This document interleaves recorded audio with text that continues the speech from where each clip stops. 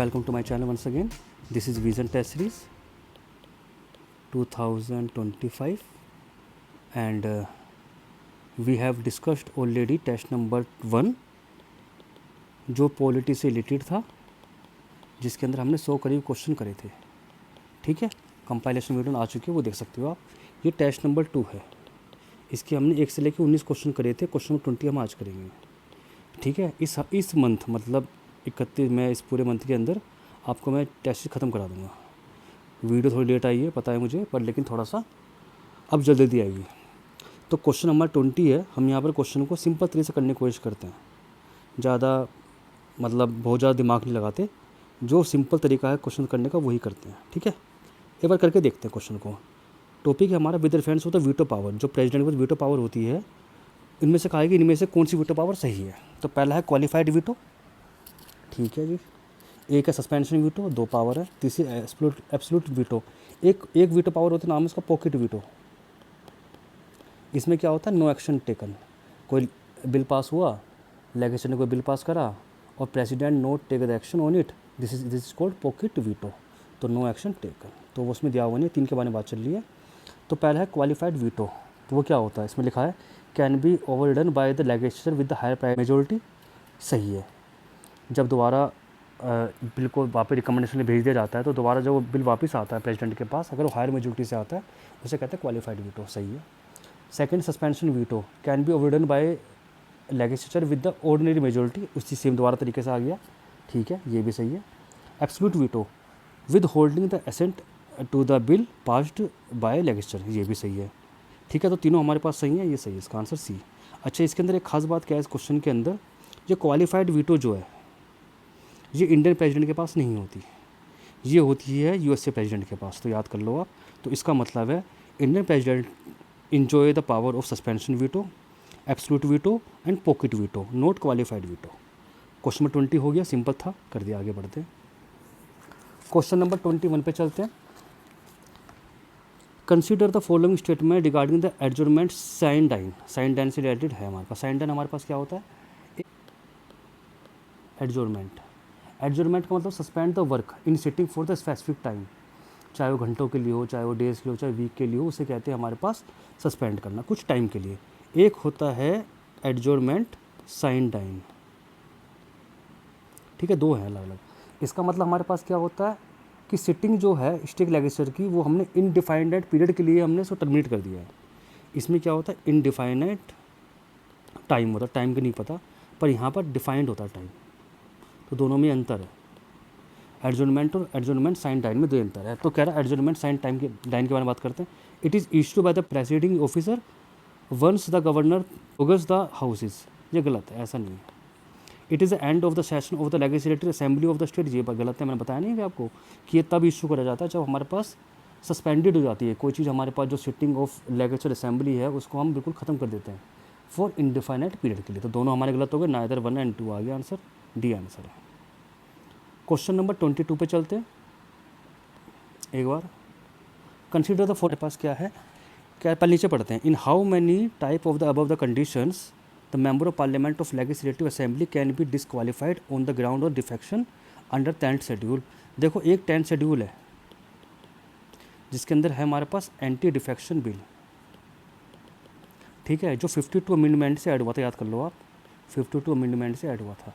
तो कह रहा है उसके अंदर ऐसी क्या कंडीशन है जिसके अंदर हमारे पास मेंबर ऑफ पार्लियामेंट है या फिर लेजिस्लेटिव असेंबली का जो मेंबर है वो क्या हो जाता है, उसको वो इस 10th शेड्यूल के अंदर आता है. ठीक है, 10th शेड्यूल का मतलब हमारे पास क्या होता है बेसिकली, इसमें होता क्या है कि ये हमें बनाया गया है ताकि जो पॉलिटिक्स के अंदर जो अपोनेंट होते हैं हमारे पास, जिनकी आइडियोलॉजी कंसिडर अलग होती है एक तरह से, वो स्विच मार लेते हैं पार्टी से दूसरी पार्टी, तो उनको रोकने के लिए. तो कह रहा है कि independent elected member join any political party. ये हमारे पास एक मिनट, क्वेश्चन नंबर 22. हाँ, तो सही है कि इंडिपेंडेंट इलेक्टेड पार्टी अगर किसी पार्टी को ज्वाइन कर लेता है, इंडिपेंडेंट इलेक्टेड मेंबर जो है किसी पार्टी को ज्वाइन कर लेता है, तो वो 10th शेड्यूल के अंदर आता. सही है. Member voluntary gives up the membership of the political party. अपनी पॉलिटिकल पार्टी मेंबरशिप छोड़ देता है, तो वो भी 10 शेड्यूल में आता है, ये भी सही है। Nominated member join and political party after 6 month from the date of taken the seat, ये भी सही है। तो तीनों कंडीशन हमारे पास किस में आती है, 10 शेड्यूल के अंदर आती है, तो तीनों हमारा सही है, ऑल 3 आंसर इसका। ठीक है, तो क्वेश्चन नंबर 22 हमारे पास हो गया। क्वेश्चन नंबर चलते हैं 23 पे। K Vijay Raghav committee has been set up the review the functioning of which of the organization, simple है, डीआरडीओ। डीआरडीओ के लिए बनी है हमारे पास के विजय राघव कमेटी। ठीक है, क्वेश्चन नंबर 24 पे चलते हैं। चलिए पढ़ के देखते हैं एक बार इसको। Regarding the parliamentary system, parliamentary system system उससे रिगार्डिंग क्वेश्चन है। All ministers are collectively responsible to the parliament in general, to the Lok Sabha in particularly. तो ये हमारे पास सही है, हमारे मिनिस्टर की कलेक्टिव रिस्पॉन्सिबिलिटी होती है। अगर हमारे पास कोई बिल पास नहीं हो पाता या फिर कोई जो किसी का बयान है वो पॉलिटिकल पार्टी के लिए माना जाता है लोकसभा के अंदर, तो that's called collective responsibility. Second हमारे पास क्या है, prime minister is a leader of the council of minister while the speaker is a leader of the parliament. गलत है ना, स्पीकर किसका लीडर होता है, लोकसभा का। और जबकि जो हमारे पास प्राइम मिनिस्टर किसका लीडर होता है, काउंसिल ऑफ मिनिस्टर का लीडर तो होता है। साथ में हमारे पास अगर देखा तो पार्लियामेंट का लीडर भी तो वही होता है बेसिकली। ठीक है ना, तो प्राइम मिनिस्टर हमारे पास जो होता है वो एक तरह का it was the leader of the council of minister and parliament, whereas the speaker is the leader of the Lok Sabha not parliament. ठीक है, तो पहला हमारा सही हुआ, सेकंड हमारा गलत हुआ, आंसर है इसका आंसर। क्वेश्चन 25 पे चलते हैं। With the reference responsibility of minister consider the following statement. तो पहला हमारे पास है, अगर हम देखते हैं इसके अंदर से, तो collective responsibility mean, collective responsibility का मतलब क्या है हमारे पास, mean the cabinet decision bind all cabinet minister even they have differed in the cabinet meeting. सही बात है, कलेक्टिव, वही तो मैंने आपको बताया था भी आपको, कलेक्टिव रिस्पॉन्सिबिलिटी का मतलब हमारे पास ये कैबिनेट डिसीजन जो हैं वो बाइंड होते हैं, बिल्कुल सही होते हैं। मतलब अगर एक ने बोला तो फिर सबको मानना पड़ेगा, this is collective responsibility, this is answer 1। Parliament can not remove A minister when the council of minister enjoy the confidence of the Lok Sabha. गलत है, ऐसा नहीं है, प्रेसिडेंट हटा सकता है उसको। ठीक है, president can remove a minister even at the time when the council of minister enjoy the confidence of the Lok Sabha, that is article number 75। ठीक है, सेकंड में थोड़ा गलत हो गया, थर्ड पे आते हैं। And order of the president for the public act should be counter signed by the minister. कह रहा है कि ऐसा होता है कि प्रेसिडेंट ने अगर कोई ऑर्डर निकाला है तो उसको काउंटर साइन करेगा मिनिस्टर। इससे मतलब ये होता है कि अगर हमने काउंटर साइन मिनिस्टर का मतलब क्या होता है, it is a responsibility of the minister. ये हमारे यहाँ नहीं होता, ये ब्रिटेन में होता है। ठीक है, तो ये हमारे यहाँ गलत है, ऐसा नहीं है हमारे। In India there is no part in a constitution for the system of the legal responsibility of the minister. Minister legal responsibility नहीं होती है, तो फर्स्ट आंसर से गलत है हमारा, ओनली वन आंसर होगा। क्वेश्चन नंबर चलते हैं 26 पे। चलिए, विच of the following chaired by the PM. PM किसका चेयरमैन होता है, नीति आयोग का होता है, सही है। नेशनल टेक्सेशन काउंसिल का होता है, ये भी सही है, सही है। इंटर स्टेट काउंसिल का होता है, ये भी सही है। जोनल काउंसिल का जो चेयर होता है वो होता है होम मिनिस्टर, ये गलत है। नेशनल वाटर रिसोर्स का होता है, सही है, तो आंसर इसका बी। ठीक है जी, पढ़ लेना एक बार इसको सही से। 27 पे आते हैं। सिक्योरिटी फोर्स किसको गाइड करती है, अगर बीएसएफ की बात करो तो पढ़ते ही रहते हैं कि पाकिस्तान और बांग्लादेश में होती है, सही है। इंडो तिब्बतन फोर्सेस ये करती चाइना को, गलत है ये। और सशस्त्र सीमा बल वो करती नेपाल को, तो ये गलत है, तो उसको दोनों गलत हो गए। असम राइफल करती है म्यांमार को, ये सही है, तो उसका 1 और 4 आंसर हुआ, तो उसका आंसर हुआ डी। ठीक है जी। Question number 28। How many of the power of jurisdiction mention above are the common to the both supreme court of the USA and India. कह रहा है इंडिया के सुप्रीम कोर्ट और यूएसए के सुप्रीम कोर्ट कौन सी पावर कॉमन है। Advisory judiciary India में है। Extraordinary power of the special leaves ये हमारे इंडिया में भी है। जुडिशरी रिव्यू है, ये तीनों इंडिया के अंदर है, सही है।